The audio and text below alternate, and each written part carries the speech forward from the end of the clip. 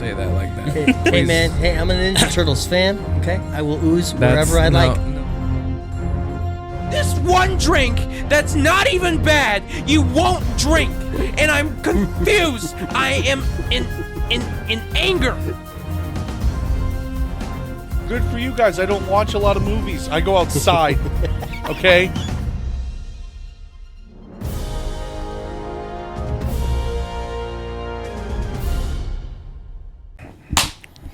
Hello and welcome back to another episode of the Too Many Words podcast. I am your host, Isaac William Joseph.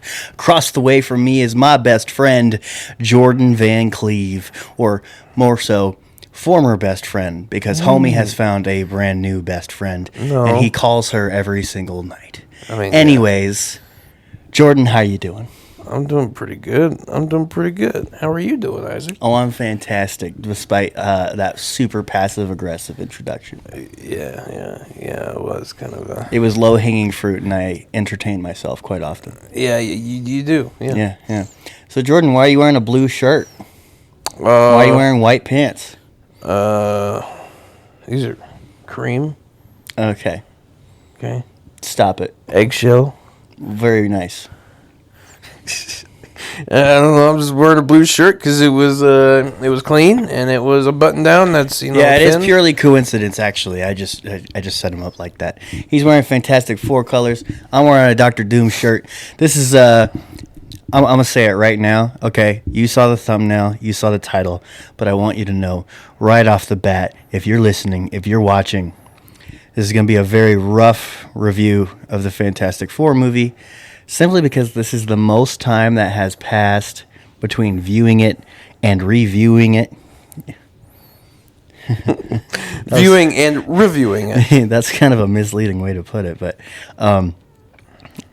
in essence, it's been, what, how many days? 4 days? 5 days? Something like that, yeah. Yeah, since we seen the movie, which is gargantuan amount of time compared to, last movie review, which was Superman. I think one time we did like a week long, maybe even 2 weeks.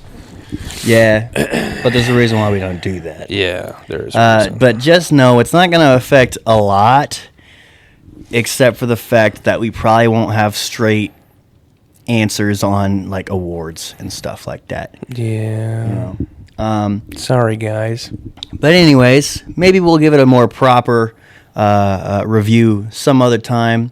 In 2026, when I have a lot more time on my hands, maybe I could start actually writing these movie reviews, after a second watch and stuff like that. Get more, surgical with it. But in the meantime, yeah, we're just going to, as Marvel fans who have been waiting for this movie to come out for years, literally, dude, I remember when they were talking about how, oh gosh. Since the Fox acquisition. Yeah, like I remember us driving down the road and I was talking to you about how the original director for the project had dropped out. Mm-hmm. And that was years ago.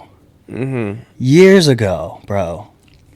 And like, man, we've been waiting for this movie ever since then. And I was so excited to see it. And another disclaimer for the episode, though. Our opinions vary drastically. No, it's not. Movie. It's not. Okay. See, what I'm going to say is, disclaimer, the energy that I bring in this movie review is going to make it seem like I hated this movie. I did not hate this movie. I don't even think it's a bad movie. I don't even think it's a mid movie. I think this is a great movie. I think it was very well done. But even then, with all the anticipation that I had, I made the mistake of thinking that this was going to be a masterpiece. A top 3 Marvel project. A top 5 Marvel project, and it was none of which. And so, I came out of there thinking, but, as time goes by and as I think about it more, one of two things. One being, I definitely need to go see it again, and I'd love to go see it again in theaters when I have the time. 2, yeah, that's it. Okay. But I am thinking like, I don't know. I psyched myself out for how good this movie was going to be. I mean, yeah. Like I've told Isaac this already. For me, it was everything I wanted and more. And also, I just realized there's like a face in your sleeve, not intentionally, but there is. So there's like a mouth right there, and there's an eye, and a nose. Very nice. It's like looking at me. Get your own Dr. Doom shirt. I don't like that shirt, so it's fine. You do. I actually don't. It's an amazing shirt. It's You don't gotta pretend It's you're- cool, but like I don't know. I think there's a lot going on with it. You don't need to pretend, Jordan. You Okay. like it. Bro, a lot going on.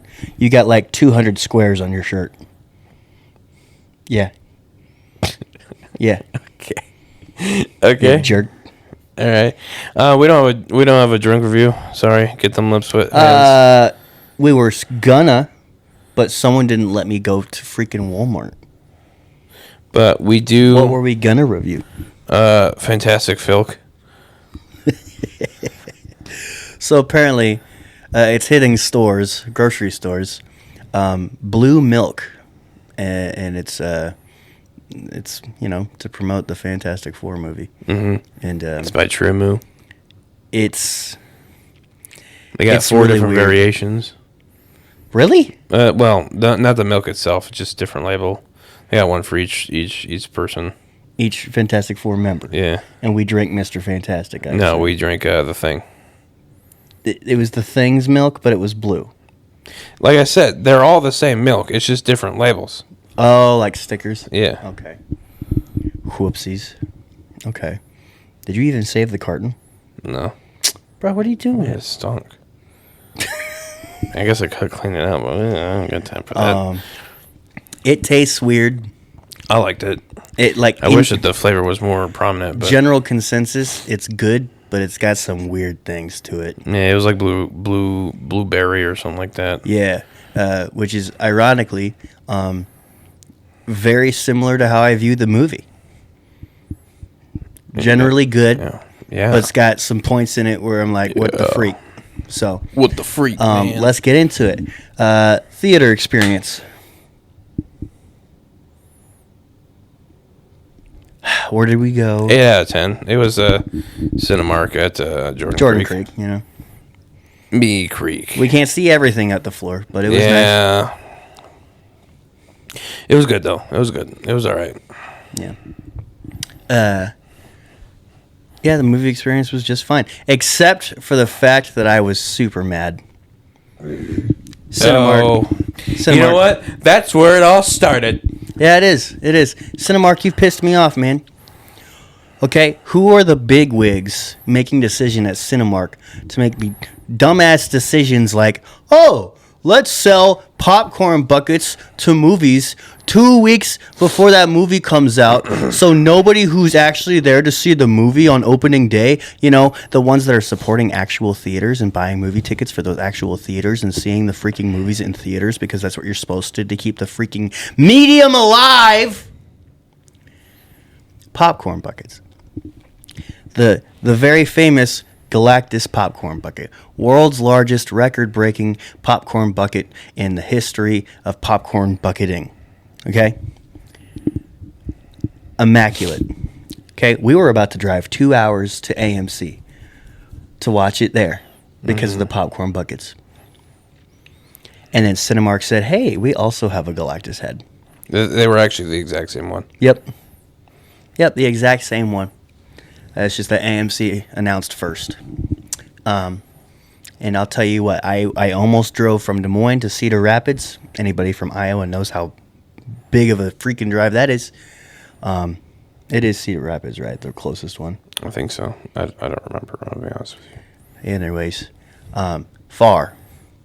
The closest AMC to here is far. It was about and 2 I hate hours. it. What? It was like 2 hours. 2 hour drive. We were going to drive that far to go see a movie for the popcorn buckets exclusively. Okay? And in my experience with really good popcorn buckets, they go on sale right at the same time as the day before previewing shows, right? Because, like, there's always the domestic release, which is like a Friday, And then you always have those day before showings, a couple of those on Thursday, right? Cool. I have a Thor Love and Thunder popcorn bucket that I absolutely adore, and I got the last one at AMC because I got an evening showing on the day of premiere, right? Yeah. Yeah, because they were selling a lot of them, yes, the day before, right?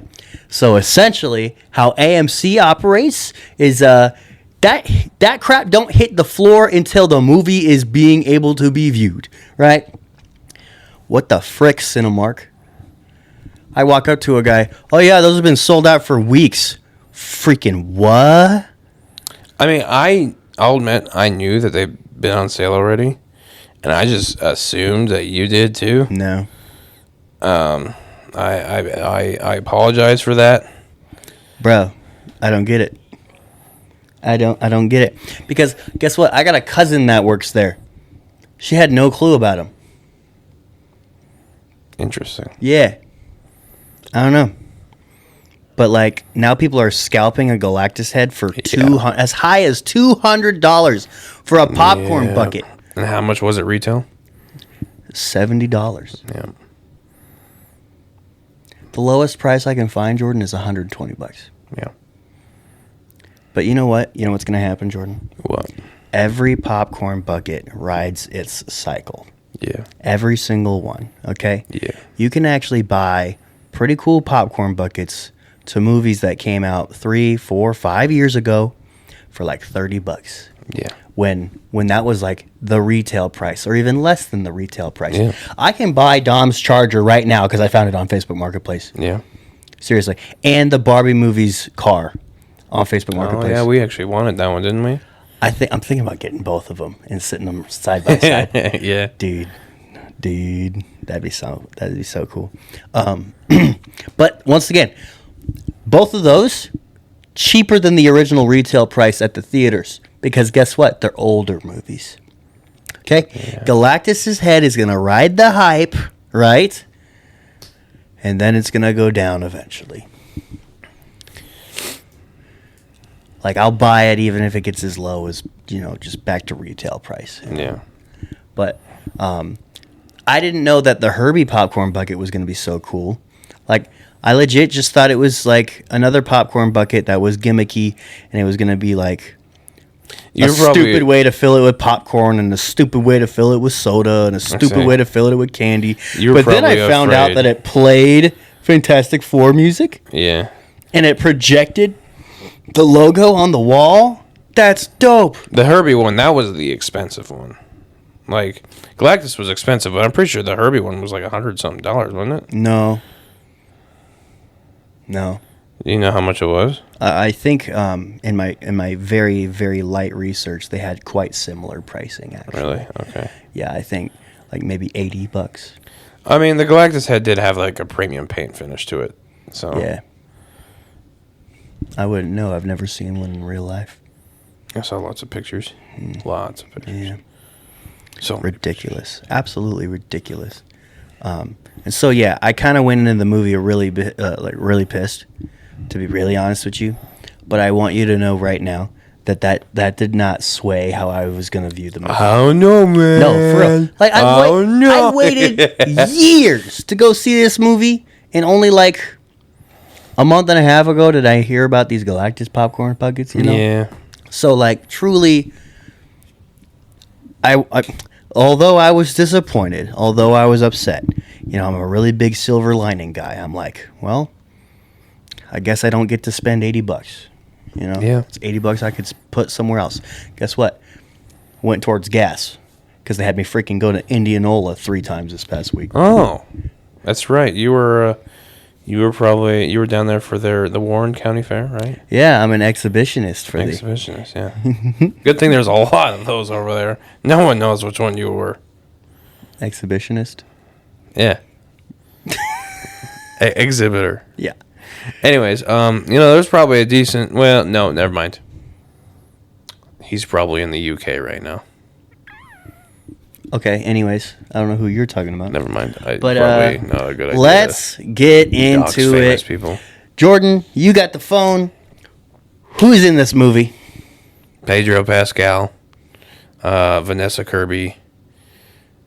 I said you can use your phone.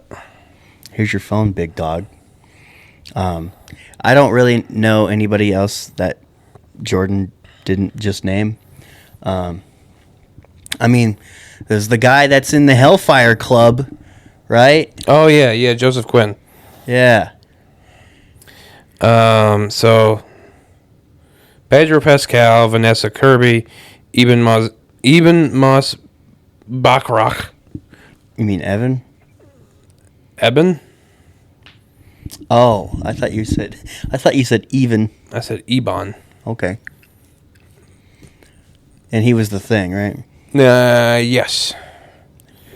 And the guy who plays Galactus is kind of funny looking. Joseph Quinn and Ralph Ineson. Yeah, he's kind of fun looking. He's got a big Ralph. nose. Yeah.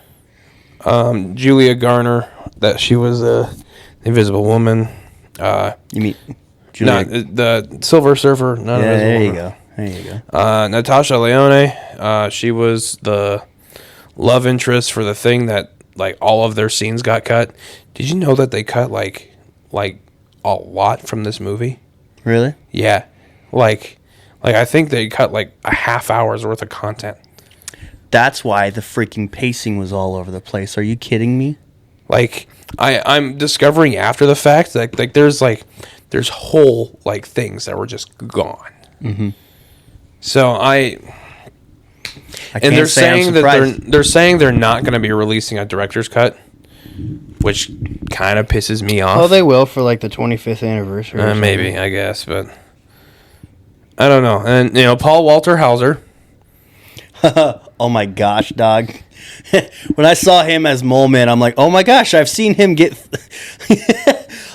throw Matt Cardona through a fiery table. He wasn't the only wrestler in the movie, apparently. No, there was an indie wrestler who wore the Thing suit. costume. Yeah, the Thing. he did the prosthetics. Mm-hmm. Which, by the way, that is the reason why this movie is so amazing. One of them, at least. They did... The CGI specifically looks beautiful because they did a perfect blend of CG and prosthetic, which is how you make a movie like this. Let's see. Written and directed by. Directed by Matt Shakman. Shackman? I don't know. Writers: Josh Friedman, Eric Pearson, Jeff Kaplan, Ian Springer. Okay. Cool beans. So, what... this is going to be hard. Do we talk about what we didn't like first or what we liked first? Talk about what you didn't like first. No. This is not a me thing. I know. This is an us I was thing. asking you to go first. You go first. What didn't you like Okay. about this movie? I didn't like that they cut so much content, bro. What the heck? Yeah, me neither. Like, that's crazy. Yeah. Let's see.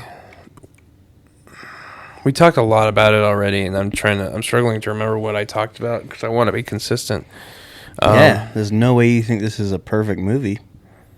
It is a great film. Jordan said that this is his favorite Marvel movie now. It might be. I said it might be. It's definitely top 3, if not top 2, maybe top 1. I'm okay with this being better than Winter Soldier in your eyes, yeah. Winter Soldier is... That's not just a good Marvel movie. That's a good movie. Like, come on. Mm-hmm. Like, that's not even arguable. We're not here to talk about Winter Soldier. Yeah. I think the part I didn't like the most was... Oh, I don't know. It's a perfect movie, guys. Jordan approved. Yeah. I had a lot of problems with this movie. Yes, you did. But that's... Okay, now listen. It is super hard for the human emotional reaction to hear a critique on something, and then to and not be mistakenly angry at thinking that person thinks it's the worst thing ever. You know, like you say one bad thing about something, and then people are like, "Oh, you're like," just because I say that some things are bad doesn't mean it lacks all good things. Yeah, I think that's the best way I can put it. Yeah. Now, that's why I preface it, because I actually have quite a few things that I don't really like about it. This is the first movie in a very long time where I noticed how poor the pacing was. I didn't like the pacing at all.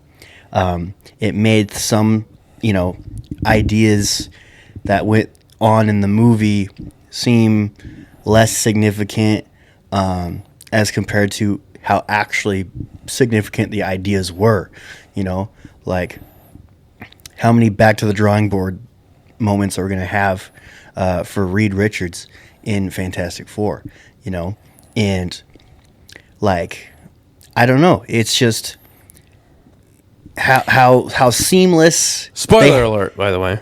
How seamless they had backup plans to certain plans, and like they spent so much time in the world building of this movie, which it's of course appropriate to have some world building.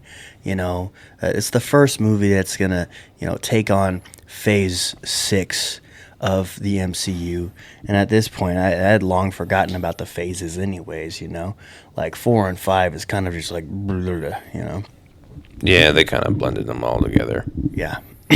But it does actually, I was about to say something nice about the movie. I'll save that for when we're talking about the things we liked. Yeah. But do we need to see a bunch of cut scenes of them doing Fantastic Four scenes to explain that they've been doing this for a while? Because I'll tell you what, we didn't need that for the Superman movie. Okay, and now I know it's super unfair to compare the two because they're both, although they're both comic book movies, obviously in the writing process they were trying to drill at different points. I gotta say something really quick. What? You just complained about the one of the biggest things people are loving about this movie. The cut scenes about, like, in the freaking first 20 minutes? Yeah. It was like 3 different example shots. Exactly. Yeah. So like, why was it so loved that we saw the thing bringing in a ship from its anchor? Yeah. So people were online. People are like really liking how they showed different villains from Fantastic Four past. They're showing like they made, like, they remade comic book covers, with certain shots and scenes. I don't know. I guess I liked it personally. But like, I don't know. I that is just strange to me that you didn't like that. I just don't like subtle montages like that. Oh. Like, just in general. It's, I don't Then know. why have you used one? Hey, they've been- in your movie. That's not a subtle montage. Oh, okay. That's like present day concerns with the plot. I mean, I would, For this, for Fantastic Four, it was like, hey, they've been mean- doing this for a while. Here's proof. it like established, the Mole Man whole thing, like how that, was important later on in the movie. Mm-hmm. Yeah. I don't know. I just feel like there's better ways to have exposition like that then. Seeing the heroes you paid to come and see, like, in action. Oh, okay. Yeah, let's talk about that. We didn't see the dude stretch until like the first hour and a half had passed. It was during that montage. Cool. Once again, we're watching shots of not the story that we're about to be told. I think that is part of the story we're being told. That the Fantastic Four. Yeah. The first 5 minutes is like, hey, here's who the Fantastic Four is if you've never seen or heard of them. Yeah. So I guess, sure, for like people like Tyrion who've never read a Fantastic Four comic or seen the 2000s movies, I get it. I also got a feeling there's going to be a lot of those people with this movie. I get it. Because, like, the Marvel's starting with, I think, year 15 at this point, or at least close to it. 16. 16. 17? 2008 Iron Man. Jesus. Okay. And like Yeah. those people, the kids that were born the year these movies came out, are going to be becoming adults themselves soon. So like, I don't know. Think of it as in like they're trying to appeal to a new generation of people too. This is something I'm kind of conditioned to because I do it with Transformers like every 5 years. So I don't know about that because they were doing quite the opposite. what?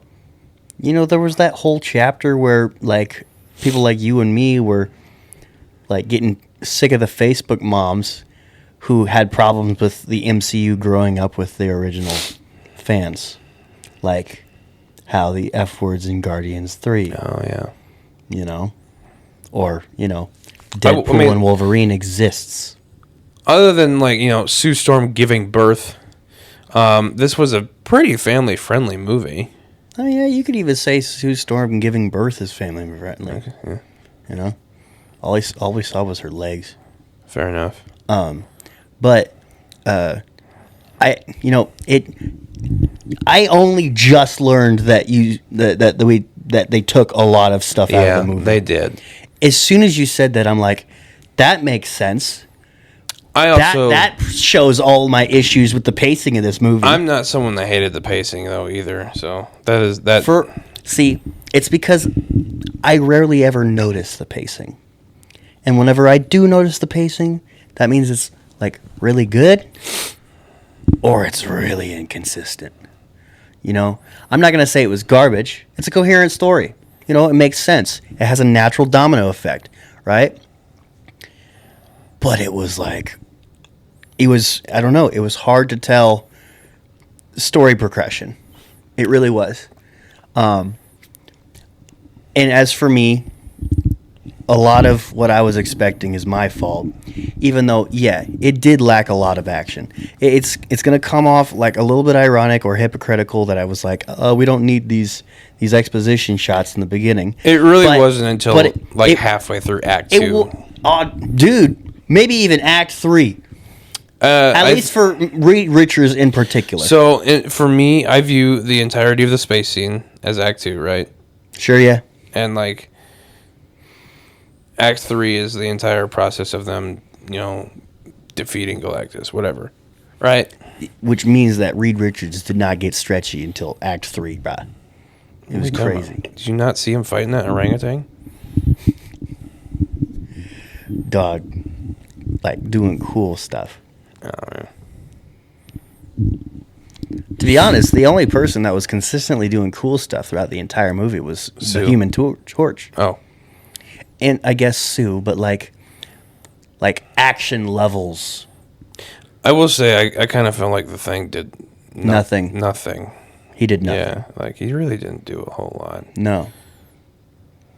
It made me sad because, like, he was my favorite one as a kid. I had, like, a big rubber Thing action figure. What? A big rubber thing. Is someone calling me? Oh, it's my father. I guess I'll call him after this. He's got an overnight job now. Oh, really? Yeah. He's been calling me late at night every night now. And some nights I'm absolutely game. But like last night, I'm like, if I answer this, there's a chance he'll talk to me for an hour. And it was like 11:30. I'm like, I'm really tired. But I'll call him tonight though. Let's see. Yeah, the Thing did nothing. I do think that it was okay. Are we done talking about what we don't like about the movie? Yeah. Okay, because at this point, I don't want to give it the impression that I tore it to pieces. Okay, it's just I'm very passionate about the things that didn't make sense in the movie. Oh yeah, one last thing. Spoiler alert. There's like a huge writing flaw in the third act of the movie. Talk about this baby again, I swear to God. I am. This is what we're talking about. This is the only thing I don't think makes sense for you. No, it does. No, it doesn't. Yes, it does. No, because if you were a fucking parent, what would you do? Do everything you can to get the baby out of harm's way immediately.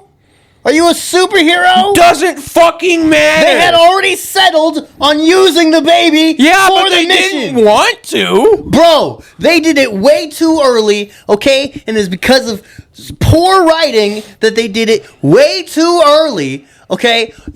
Homie's like 800 feet away from the baby, right? Oh, let's do the swap of the baby now. It's too dangerous. And take him across the city. That is too dangerous. I don't give a dang, bro. They had already done a lot of dangerous crap with the baby, dude. They had already made the decision, okay?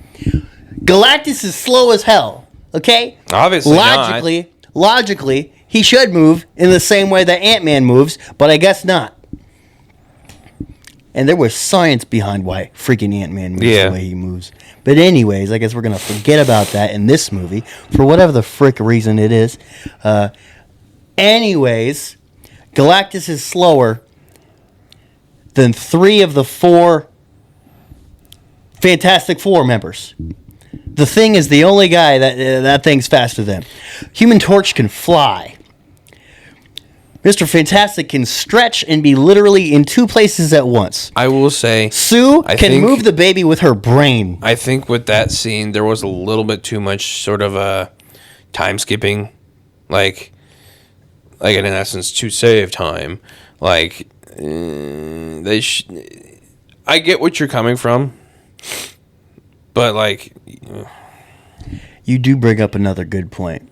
Like, it was really inconsistent with how much time passed, you know. But all in all, you do not do the baby swap there only if you're trying to progress the story and what needs to happen. I don't view it as that. I see. That's where I definitely think that there's more clever ways to do something that raises the tension of, oh God, are they going to be successful? Than, oh gosh, we swapped the baby way too soon. Like, bruh, we know that he can scan for the baby.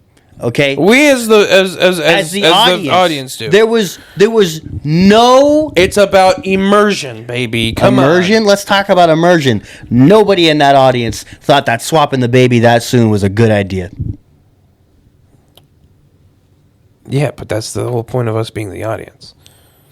We're not there. Is knowing that that's going to be a bad idea. I mean, I guess. In general, like in the heat of the moment, in a situation like that, you're obviously not going to be thinking clearly. Whether or not you're a superhero, whether or not that's your job, this is your lifeblood, your smartest family man on the planet Earth. This is your literal family, your flesh and blood on the line here. You're going to want to do everything you can to make sure that thing is safe, that even child though, is safe. Ironically, doing the safe thing puts it in danger and also away from you. Yes. But like, you know, that's just comes with being a parent sometimes. Sometimes you make the wrong decision. Look at this guy getting all philosophical on me just because of a poor plot point. I promise you, I think it's actually one of the things that makes this movie brilliant. Brilliant. Yeah. We're going to use the B because it word shows how grounded these people are, how grounded this family is, and how they're still just humans. Jordan. What? I just think that there's better ways to do it. There's always going to be better ways to do it. I guess so. But like, geez, it's like they got to that point in the movie and some bigwig goes into the writer's room and says, hey, you got to finish this movie in 2 days. Aw, crap. So yeah, that's my main issue. Okay? Literally, sure. Since the beginning of time, there's going to be mistakes that are made in movies that us as an audience is like, well, that wasn't a right idea. Okay? But it honestly is frustrating with, I don't know, I feel like there was way too many times in the movie where things took a turn, and then they had to come up with a backup plan, and then that took a turn, and they got to come up with a backup plan. Like I'd love it if it came at like a consistency, but like for real, some parts are like genuinely. I just going back to in hindsight, some parts didn't feel as significant as they ultimately were. And it's because of the pacing. I think that's the number one thing. There's some plot points I don't like, and just the pacing is awful. And it's because they took out 30 minutes of the damn movie. Let's finally get into why we like this movie. Why do you like this movie, Isaac? This is a top 5 post-Endgame movie. Why? Why? It didn't feel like an MCU movie. I think that's the best thing that's going for it, to be really honest with you. Because lately, as much as I love Marvel, as much as I love the MCU, okay, because don't get me wrong, okay, y'all, day one listeners, you are aware that I have a specific dislike for folks that are like, oh, the MCU isn't good anymore, and blah, blah, blah, and all this crap, okay? I'll tell you what, I loved Love and Thunder, okay? And I know that's an unpopular opinion, and I know it's a biased one too, but I still like it, damn it. But anyways, I think lately, I MCU movies have struggled to seem significant. Would I be right in saying that? some of them. No, like, we can agree that Thunderbolts was good, right? Thunderbolts was amazing. Thunderbolts was amazing. But I don't see that as like a hugely significant point in time for both us as a pop culture, but also in universe. I don't know. But I'll say I kind of feel the opposite, but like, you know. I mean, of maybe- course, important things happen think- in every single Marvel movie. I think that is one that's more important in universe than it is in pop culture reality, but like, I don't know. Maybe that's just because like I understand like. I mean, it was the introduction to Sentry, you know. Well, Sentry's I'm huge. also seeing like the logistics of it, like, you know, the legal stuff, the in universe, like, oh, these are the new Avengers now, and like, you know, and then Like, I'm really looking forward to how they continue telling the story. But even to a far lesser note, Captain America, Brave New World. Once again, it goes back to, I feel like nothing happened to that movie, right? I feel like that movie was more so just a movie to address a lot of the things that had already happened in the MCU. Which is to kind of so tie it all stupid. together, saying, yeah, this is still a connected universe. Yeah, like, it was literally a bridge movie. Like, okay? like, And- I mean, I still liked it. I did. I really did. But, like, you know, it does feel like a little bit of a filler episode. Yeah, it's just... I feel like the MCU has been struggling with a lot of that lately. Red Hulk was sick, though. It really was. Yeah. And you guys, it's a Captain America movie. People would have still gone to it if you didn't say anything about Red Hulk, and that was like the big reveal, you know? Gosh. Y'all's, did. Y'all's marketing team cannot keep a damn secret. They did keep that under wraps for a long time. Yeah. Like, it wasn't Why? until... So they could announce it at SDCC or something? No, it wasn't until Ooh. like a month before the movie came out, 2 months before the movie came out that the... Really? Yeah. Even then, why even say it at all, you know? You're just one of those people that's like, I don't like them telling things about the movie. For real. No Way Home is the reason why. But I think anyways, you're just a party pooper. going back to what I like about this movie, it did a really good job. The purpose of this movie was almost like a reset. You know, the purpose of this movie was to dive into some new part. I of both the agree universe. and disagree with your statement about that, though. It feels very like Phase 1 MCU, but like it feels so much like just more of the Fantastic Four we already had, to me, at least. Like, not like a sequel, but it feels a lot like that same energy. Like not the Fantastic one. That one can go die under a Are you rock. talking about the 2000s movie? Yeah, like it did feel very homey. Yeah. Like with that. Yeah. So I mean, yeah. I think, even though Jordan, and I could agree with what Jordan says, that the 2000s movies were far from perfect movies. And maybe even a person who's never seen those movies as a kid watches them as an adult and goes, this is a bad movie. But if you liked those movies,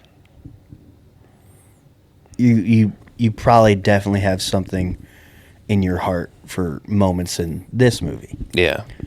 Like with the toy, Johnny Yeah. Blaze makes us think of the toy thing in the sequel of the thing, the Fantastic Four movie, like 2007. But it did a really good job at world building, even though I think they spent too much time on it. They did a really good job at it. I did feel immersed in what did not feel, once again, like just another MCU movie. This was a fresh, tall glass of water of something new. And, I love the Fantastic Four. I remember getting Fantastic Four comics at the Scholastic Book Fair in elementary school. And that was fun. They were free, and they were the educational ones, but it was still cool. I watched the Fantastic Four cartoon. Couldn't tell you what the direct series was, but it was on at my dad's a lot in the 2000s. I remember this one episode where it was the Human Torch was pacing for so long, he made a circle of fire. It was just there. It was a cool attention to detail. But I like Doctor Doom. I love the Silver Surfer. And I'll be honest, I'm not even the biggest Galactus fan. I'm not. I think Galactus was definitely one of the best parts of this movie for sure. I think they did everything. They did a great right. job. Yeah, They did it right. Galactus was exactly as he should be. Yeah. Like everything about it. Yeah, I remember people talking online like yesterday when Galactus looks like Galactus and not a giant cloud. Bro, when I saw pictures of what people were talking about, I was like, that cloud was Galactus? Like the kid in me just couldn't remember that being acknowledged as Galactus. No. Yeah. That was Galactus. It was a weird time. That's crazy. But yeah, the way they did Galactus was absolutely phenomenal. Like perfect. It kind of had inconsistencies with the size ratio. I don't think so. I thought it was actually more consistent than I expected. More consistent than other Because, products. it seemed pretty much exactly the same throughout the entire movie. To be honest, when we first saw him, I thought he was absolutely ginormous. Like the Angles. Human Torch was like half the size of his nose. When we first saw him, like I thought he was like, I don't know, giant, right? And then we see him in the city, and he's about as big as those skyscrapers, and I'm like, I remember him being bigger, but you're gonna run into, especially when there's any projects that have someone that's like huge, especially in like anime, there's gonna be some size inconsistencies all the time, like that Transformers show too. Armada was, even in Generation 1, was, it was so bad. But yeah, I will agree that the consistency with his size for Galactus, better than most, but it was still noticeable to me. But I will say, just in every aspect of the way that you could put it, the way he was designed and the way he was portrayed was amazing. Yeah. Let's talk about how they actually gave their CGI artists time. Yeah. I mean, this goes to something I said earlier. Like, you use that blend of prosthetics and CGI, and you will achieve perfect CGI every time. This was probably the most beautiful MCU movie that they've put out in a very long time. Oh yeah, Like, I think it's a better looking movie than Guardians 3, and Guardians 3 is like a top Marvel movie for me. yeah. I'm struggling to even think of a better looking Marvel. I mean, movie. Guardians 3 also did that blend of prosthetics and Yeah, CGI. Guardians 3 is a great looking Perfectly. movie. Like it's a great great movie. But like thing to look on for how you want to do that. But like, I'm almost struggling to imagine movies that look like the Fantastic Four movie. Like, it's got such a unique vibe and look and feel, and it's something that I can really appreciate. It is. And I will say, of course, there are plenty of things that I don't like about this movie, but it is completely my fault that the type of family movie that I was thinking was more like the Fast and the Furious. Okay, I was wanting more action in this family movie, and I didn't get a lot of that. But I will say it's more like Modern Family, Yeah. or Family Matters, or whatever. I think Modern Family is a better way to put it. Modern Family is actually a good way to put it, 'cause- especially in that first act. Yeah. Yeah. Yeah. Like the chumminess and the camaraderie. People are loving that Johnny and Ben had like a really good like That was friendship. literally the next thing I was going to say. I didn't know other people were talking about Yeah. it. But like, I am really glad that they upheld just like the dynamic that the Human Torch and Ben Grimm always have had, and yeah, I really do like that. They obviously have shown that they've had chemistry. They get along and all this stuff. I'll admit, I was worried when they said that Johnny was going to be portrayed like as not so much of a lady killer, because that's a big part of Johnny's character. But honestly, this is the most perfect that Johnny's ever been wrote, I think. I think that I believe that when it comes to each character except for the Thing,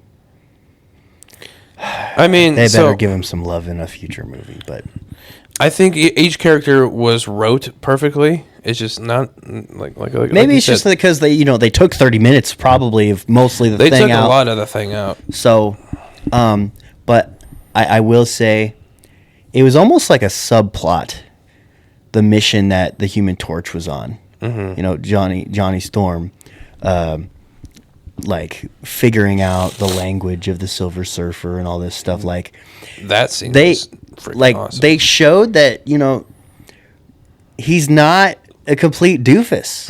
And usually stuff like that is only witnessed when you're reading the comics. See, that's one of the biggest things I have with the early 2000s movies is that, like, Johnny, he's still, like, A scientist. a scientist and, like, really smart, and he knows how to pilot a fucking spaceship. So, like, they made him an absolute dickwad in those movies. Yeah, and then they skinned him in the last Deadpool movie. Yeah. That made me sad. Oh man, but yeah, I absolutely love everything about the Human Torch in this movie. Yeah. And that might make him like my favorite member now. I mean, Human Torch has always been my favorite. I always liked the Flaming Thing guy that can growing fly. up. That's cool. Yeah, but truly, about a year ago when Disney Plus bought Fox and I was able to watch those Fantastic Four movies, of course, I rewatched them, and watching the sequel, I don't know who I was talking to, but I was in a conversation and I let them know that I was watching the Fantastic Four. Oh, I think it was Hope. Yeah, I talked to her. I was like, when I really think about it, if Johnny Storm just got his head out of his ass, he'd probably be the most powerful member of the Fantastic Four. Like, of course, he's not smarter than Reed Richards or anything, but he probably has like the most versatile powers. Yeah. Like it's not just fire. He can fly with it and do a lot of stuff with it. I mean, there's that supernova thing that he did. I mean, that's... Yeah, but like I know that my first impression of the movie was that it had mid writing. Like it at no point in the movie where I went, this is good stuff, you know? Like it was okay stuff. It was good stuff. But when I think about the entire journey that they put the Human Torch through, it's absolutely excellent. The last half of Act 2 and the entirety of Act 3 were phenomenal for me. I mean, the last half of the movie was like 10 out of 10. The first half of the movie was like 9 out of 10. See, this is a Jordan-esque movie. I told him this. He doesn't exactly know what that even means. I don't. But like, it's got a certain aspect of feeling vintage, while also got this aspect of being like super high-techy, Spacey. and all this stuff. And the dude loves Transformers, and he loves Back to the 'cause Future. giant robots are fucking awesome. And there's just very large elements in the vibe of it all that's a Jordan approved aspect of things. You know, Yeah. like the Eyes of Herbie being a cassette tape. Hey, I remember you bet said you something. ate that crap up, bro. You said something. I You're- even liked it too. Okay? So I thought it was like, cool too. I remember you being like, "Whoa, that was cool." It's cool. It was cool. I Like- didn't even know that at Like, first. that's something that they didn't have to do, and they did it. You know, I thought that was cool. I have no issues. There's apparently a lot of people complaining that Pedro Pascal is Mr. Fantastic. Yeah, like even like when they announced that casting, people were like, "Why?" I had a problem with it at first. I think he ended up doing a really good job. I was very on the edge about that, and then I saw the movie and I was like, "Wow, that was good." Okay. See, I think it's an illogical thing to complain about, especially people these days are saying, "Oh, stop putting Pedro Pascal in everything." I mean, it absolutely was because he's a big name right now. But here's the thing: he got casted 2 years ago. Yeah, he was a big name 2 years ago too. Yeah, but like he kind of blew up 2 years ago Yeah. for like, what was it? Was it just that video game series that he blew up from, or what did he blow up from? So Because I know he was in that Nicolas Cage movie. yeah, that was after he was real big. What? Oh, you were talking about The Last of Us. Yeah, The Last of Us. So I think his first big role was The Kingsman: The Golden Circle. I haven't seen that one. I You love haven't? the Kingsman movies. I haven't seen that one. Dude, that movie is so good. He plays whiskey. I'm not gonna spoil it. No, not gonna Yeah, spoil okay. it. Very, very good movie. Highly recommend watching that. Is that one. like the third movie? That's the second one. Oh, well, maybe I saw the second one. It's been a long time. But like that was the one where people were like, "Wow, this guy's pretty freaking awesome." Let's see. And then he was in Prospect, The Equalizer 2, some not really well-known movies. He was in Wonder Woman 1984. We Can Be Heroes, The Book of Boba Fett, or I guess The Mandalorian before that, which for some reason, it's because that's currently running. Well, not currently running. Yeah. Excuse me. So like, Wait. Wasn't he the Mandalorian? yeah. That's what I know him from. Yeah. That's the thing that I viewed him as, the big blow-up career. Okay. Yeah. The first role that I personally notably remember him, and also for one more I've seen online for people like that was his first like standout role was The Kingsman. Really? Yeah. See, he was born as Mando for me. Personally. That was- And then he was everywhere. 2019. Yeah. So Well, he didn't He didn't unmask in the show until like a few years later. No, it was in the first season. Really? Yeah. It was like episode, like, I don't know, 5. What? See, I'm such a casual with TV. But anyways, I loved him as, like, because I will admit, there are certain actors who become too famous. Real quick, just What? because I think this is gonna be funny. Who did Sean Gunn? Who did he play in Superman? I don't know my DC characters very well, but he's a pretty significant guy, and he was on that news story. What about it? If I remember correctly, which now you say that is giving me second guesses. I believe he played Maxwell Lord. Yeah, he did. He did? Yeah. That's who Pedro Pascal played in Wonder Woman.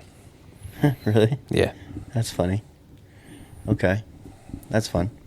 But going back to how actors can be too famous sometimes, and it's at no fault to the actors, really. Yeah. Like, essentially, it's just one day they've become so good at their job that they're literally in everything.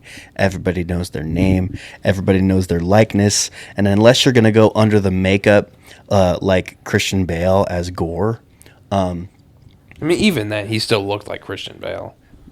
but like, he did a really good job. I'm thinking, Christian like, Bale's under- my favorite actor. Under the makeup or under the prosthetics, like what Nathan Fillion has done. Not for Guy Gardner, but for some of his other roles. Yeah. Like, he's been in every Guardians movie.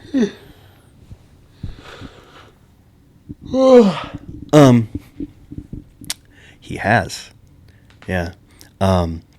He's in that James Gunn cinematic universe circle. Yeah, that's because they're like best buddies. Yeah, it's like, hey man, you want to be in a movie? You got $400,000? Yeah. I can pay you to hang out. You saw that too? The post where they actually revealed how much they got paid? Yeah. Yeah. Yeah.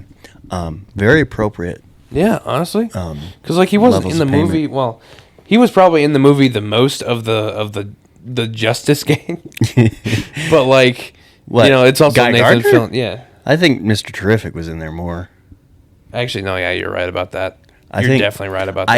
I think not to turn this into a Superman movie review, but We I already did think Mr. Terrific out of those three got the most screen time. Which honestly, I'm happy about that message. I said it in the movie review. I'll say it again. That was perfect. Because I think when it came to, when it comes to Guy Gardner, / a Lantern and Hot Girl, more people are going to know about those two guys compared to Mr. Terrific. So I think they did an appropriate job putting him in the movie more. But going back to this being a Fantastic Four movie review, I didn't have, like, it wasn't like Dwayne Johnson Black Adam, yeah. where it was like, hey, it's The Rock in a superhero suit. What's The Rock doing now? Oh, The Rock's doing cool stuff. I know Oh, exactly The Rock's where you're aura going. farming. I know exactly where you're and going so with this. Pedro Pascal, he wasn't distractingly a famous guy. Exactly. I feel the exact same way. He was Reed Richards. Yes, it felt like Reed Richards and not Pedro Pascal, which is kind of how I felt in a couple of the other Pedro Pascal roles, which is, I don't know. See, fun fact, even though we just talked about me watching The Mandalorian, he was masked up for that, right? Yeah. And I didn't really know his name at the time. Yeah. This is technically like the first Pedro Pascal product I've ever seen. Because I never watched Wonder Woman. I never saw that Kingsman movie. I never watched that Nicolas Cage movie. I haven't yet either, and I really want to. And so The unbearable weight of massive talent. to be really honest, I'd never seen what the hype was all about. And then he was in this, and I was really, it was really convincing. Nobody was like bad. Yeah. Not a single person. Everyone was a phenomenal. Like, they did a I phenomenal think job everybody was acting. really good. Let's see. Is that everything we like about the movie? Yeah. Okay, let's get into awards. Can we do like 2? Because we're at an hour into this already. 2 out of the 4 awards. Yeah. There's best acting, best line, best shot, and best scene. Can we do best scene and best acting? Best scene and best acting? Yeah. Sure. It's also been like, a few days since we've seen the movie. Maybe we don't really remember some things. Yeah, as well. specific shots and specific lines are a struggle. It's been 4 days, so definitely want to see it again. Okay. Best actor. Who had the best acting? Who had the best acting? I think the best acting probably goes to Vanessa Kirby. Honestly, I have to agree. I have to agree so hard. I can't even. I want to say something different than She your had answer. the most demanding role. Yeah. She probably was the most significant member of the Fantastic Four in She this got story. pregnant for this role. I mean, I don't think she did, but she is actually pregnant, just so you know. Yeah, I noticed that. Like, Yeah. I saw like red carpet walks. I'm like, oh, she's like actually pregnant. Yeah. Didn't know that. But honestly, she did have like the most demanding role. I saw comments online that I 100% agree with, which is I love how Sue actually had like a significant part of the story, and she wasn't just the girl of the group, Like, honestly, she might be like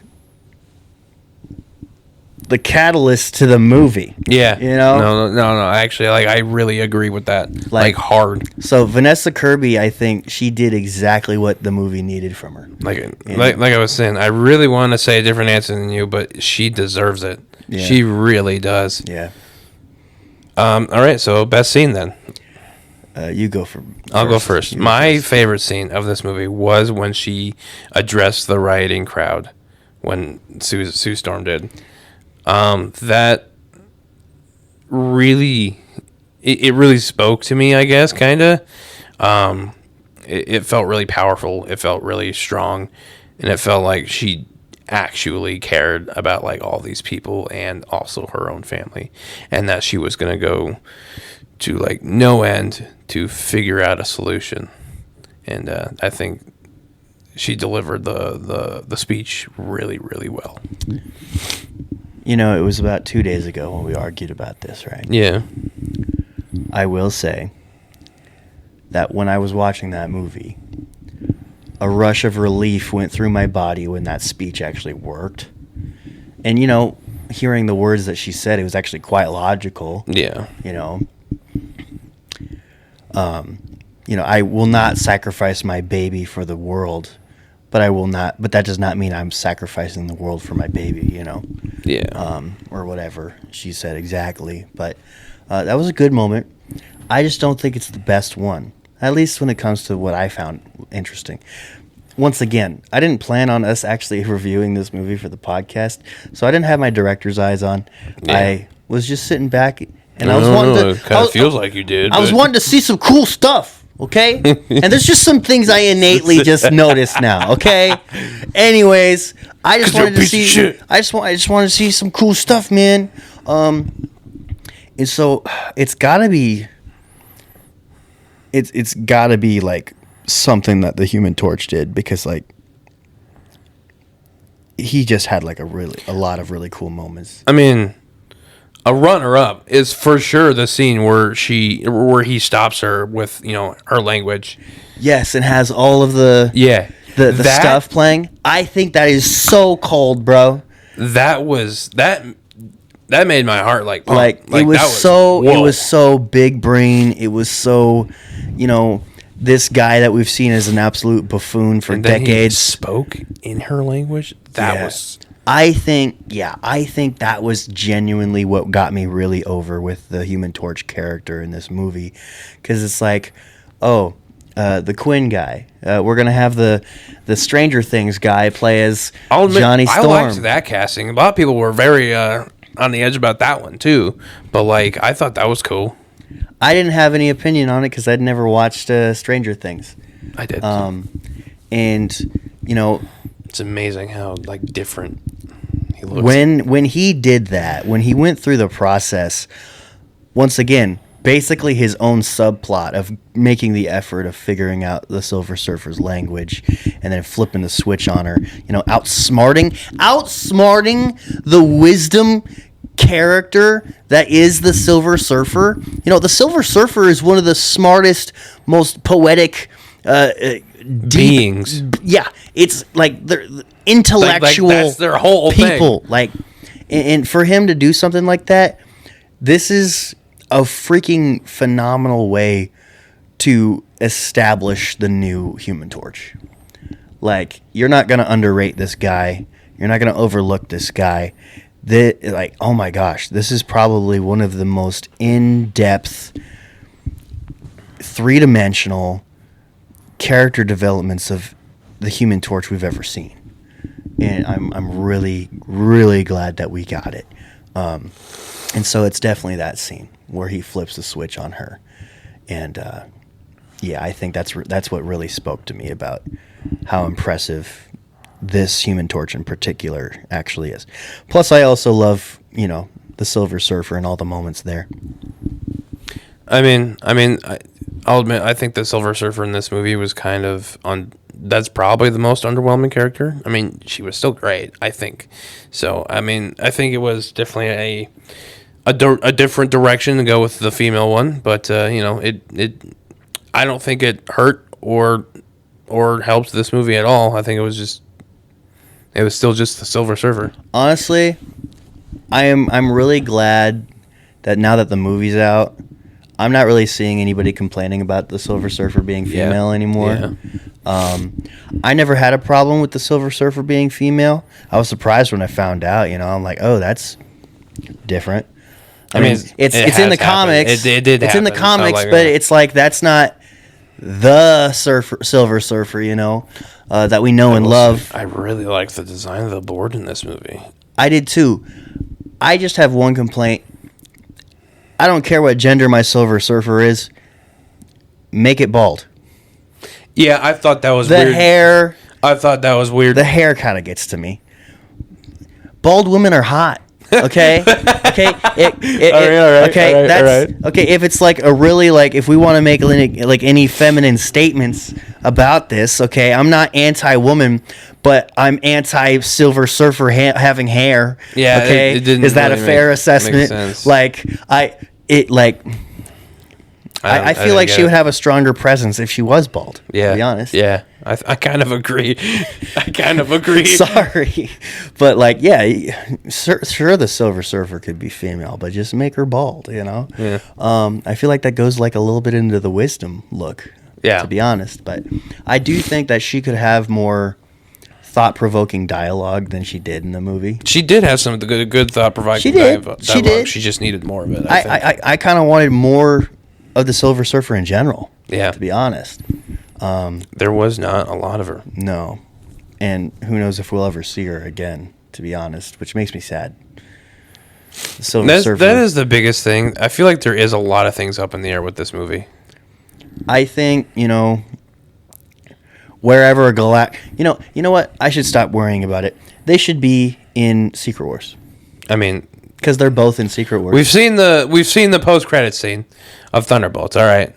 We know something happens, right? Yeah. Yeah. We just don't know what yet. Yeah, or how. But or anyways, that's my favorite scene. That's your favorite scene. Congrats, Vanessa Kirby. You have the super high honor of being picked by the Too Many Words podcast for being the best actor in this movie. We will send you your trophy later. Anything else? We got to rank it. Oh, yeah. That's on your phone, so. Out of 100. Yeah. Well, give it your heart score first. Give my heart score first. Mine is 93. I don't know why Jordan's really, really going hard in the paint for this movie. I loved his movie. Okay. Dude. He loves this movie more than I loved the movie Superman, and I freaking thought that was a near masterpiece. But I think this is a high 70, low 80. Truthfully. I think it's... Come on, give me a number. Coming between the range of You think 77? 78? 77 to 81. So let's give it 79? 79. Let's give it Okay. a 79. 79. Alright. That's higher than I thought. That's like it. Truthfully, it's gonna sound like I tearing it to pieces. I Worst mean- Marvel movie ever. I initially gave Superman a 78 and then upped it to an 80. So There's parts of me that the absolute child in me adores, and I am in love with the fact that they're finally in the MCU. Like, Well, truthfully, kind of. they are. I mean, It's we'll an see. MCU movie. We'll see. We'll see what happens. But It's you know, an MCU movie. it is. It is. And And it is an MCU movie. I loved the Fantastic Four since I was an absolute child, dude. And so, Still are. you know, I was 5 when the first movie came out. I was 7. So. Yeah. Like, come on, this is like stuff that's like, it makes my inner child happy in general. And so my childhood, if I was a kid and I saw this movie, this is the best freaking movie I've ever seen. Okay. Yeah. Sometimes I get over analytical and I do see some flaws in the story, in a technical aspect, in a mechanical aspect. And so there's right. just some things that I'm not Let's excited do some about. math. All right, let's do. Okay, let me go to my notes. Let me find my movie review notes. But yeah, I do think in the laid back, let's have fun and watch a movie part of my heart, with the exception of, I'm definitely gonna still think that there should have been more action in the movie. It's a great freaking Fantastic Four movie. It's a great Fantastic Four movie. But let's see. You know, the more and more I think about the Human Torch arc, the more I do think that the writing in this movie was a little bit better than mid. So, where is it? Movie review format. Okay. Let's take a look. For story, I had a bunch of problems with the story, but all in all, still a fresh take. Still didn't feel like an MCU movie. I'm going to give this story a 7. 7. Okay? A 7. All right. Cinematography, I think the cinematographer was pretty dang good. I think so as well. We're going to give that a 9. Okay. The writing, kind of so-so. There was some moments, you know, that I was like, that was really good. There's Character also- writing was very good. The character writing, amazing. Story writing, inconsistent. I'm going to give that a 7 as well. The acting, really solid. I'm going to give that an 8. The pacing, I'm going to give that a 5. It was not good pacing. The message, truth be told, if social media didn't tell me, I probably wouldn't get the blatant message of love your family. But like, honestly, it still touched my heart in a way. So let's give the message an 8. The score, ooh, it's good. This car was pretty good. It's really good, bro. Let's do a 9 on that one. Sound, let's also give that a 9. The sounds that they did for like a lot of the like effects and like the powers and like the cool things, right? They did sound very cool. Yeah. Character, very well done on the characters. I think with the very shallow Ben Grimm arc, I think we're gonna have to give the character an 8. And personal feel, 7. That's it. Yep. Holy crap. I remain so good at what I do, Jordan. I am so good at reviewing movies. Oh my gosh. You saw it already? Tell them what it is. It's a 77 on the technical score, 79 on the heart score. Oh my goodness. Yeah. I promise, guys, I'm not that good at mental math, okay? I have not been tricking you for years. That is awesome. Oh man! It's a good system. Every time I get it's a so really good close, system. every time I get that close, I am so proud of myself, and I feel like I'm doing something right with how I rate these movies. You know, As you should. like, of course, movies are subjective and all, but like, when you really do it that way, it does make it seem like I'm not just pulling stuff out of my ass when I'm reviewing the movie. You know, like how I feel about the movie is how this movie is technically sound as well. You know. But anyways, Jordan, who or what do you dedicate this movie out? Do you dedicate this episode out to? That's a really good question. I think I dedicate this podcast episode out to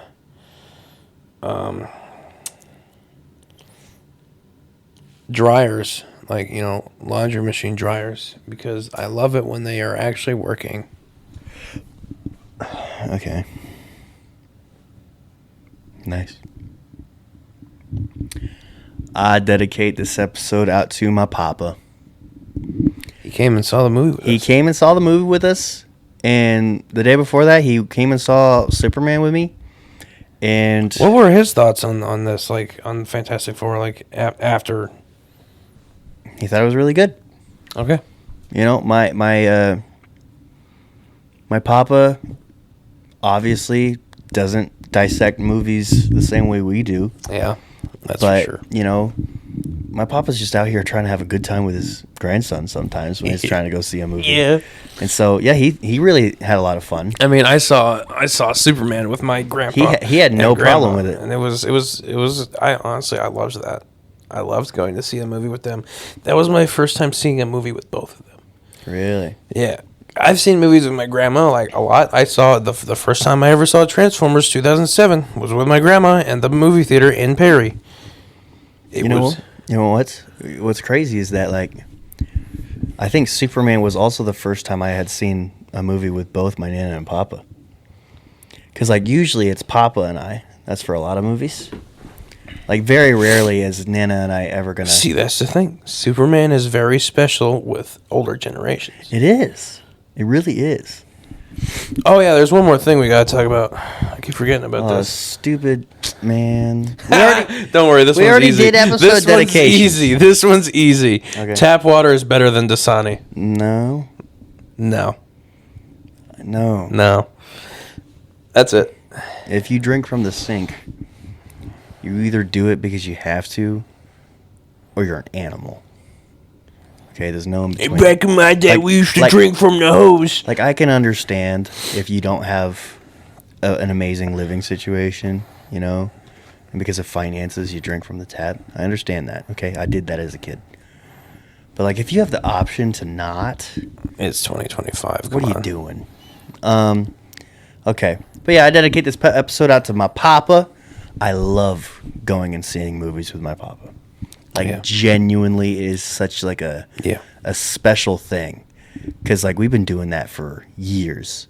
And I kind of noticed that was, like, almost a thing that we had, just him and I, after so long of doing it. And I didn't really acknowledge it until we saw Godzilla -1. Yeah. We saw Godzilla -1 at the Palms, and I'm so glad that I watched it with him, because we talked about the war that it was based on, and all this stuff. And that probably what made the movie near perfect for me. Not to make it a Godzilla -1 review movie review episode, movie review, but that is actually it's one of those movies that are near perfect, that I believe are near perfect, but I never think about it when people ask me what my favorite movie is. Yeah. Godzilla -1 is the best Godzilla movie. I mean, now whenever I see Godzilla, I think of you. So I don't know if that means anything. It means a lot to me, actually. Thank you for doing that. That movie made me go from a King Kong guy to a Godzilla guy. It was an amazing movie. But anyways, this has been the Fantastic Four movie review. I hope you liked it. Amen on 3. Amen on 3. 1, 2, 3. Amen.